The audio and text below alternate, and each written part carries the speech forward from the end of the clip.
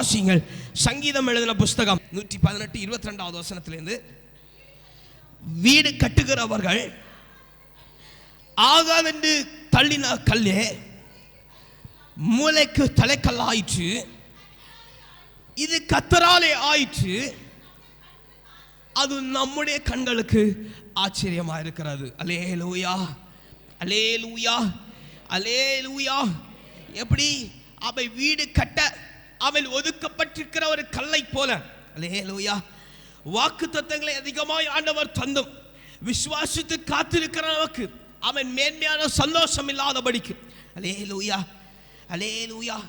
நீங்க உலகத்திலே பாருங்க, ஒரு அம்பாரமாய் குவிக்கப்பட்டிருக்கிற கல்லிலே அவன் எல்லா கல்லும் ஒவ்வொன்றாய் வீடு கட்ட பிரயோஜனப்படுத்தப்படும் போது, அல்லேலூயா, ஒரே ஒரு கல்லை மாத்திரம் இருக்கிற வேலைக்காரனாலும் சரி, இருக்கிற பிரான வேலைக்காரனாலும் சரி, எடுத்து ஒதுக்கி ஒதுக்கி வைத்தான். அல்லேலூயா. அந்த கல்லுக்கு ஒருவேளை வாய் இருந்துச்சுன்னா அது என்ன சினைக்கும்? அல்லேலூயா, அல்லேலூயா, அல்லேலூயா.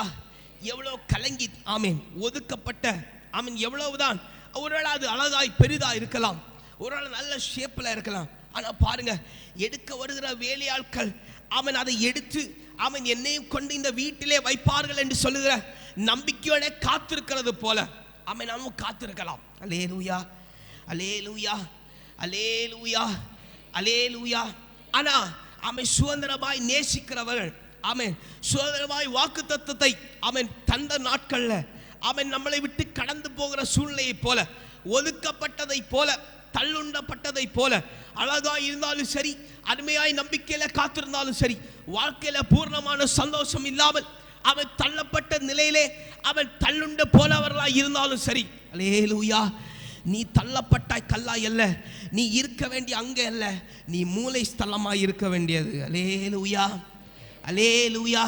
நீ இப்போ உயர்த்தப்படவில்லை, இப்போ எனக்கு ஆசீர்வாதம் கிடைக்கல, ஊழியக்காரனுக்கு ஆசீர்வாதம் கிடைச்சாச்சு, எனக்கு எங்க கிடைக்கும்னு சொல்லி நினைக்க வேண்டிய அவசியம் இல்லை. ஊழியக்காரன் விடவும் உன்னுடைய பங்கு உயர்ந்ததாக இருக்கிறது. அல்லேலூயா, அல்லேலூயா.